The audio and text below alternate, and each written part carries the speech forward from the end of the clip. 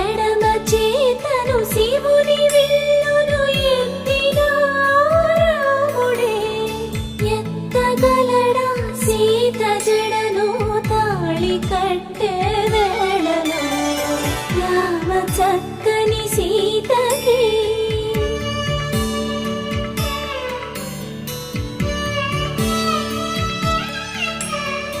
ఎర్ర జాబిలి చేయి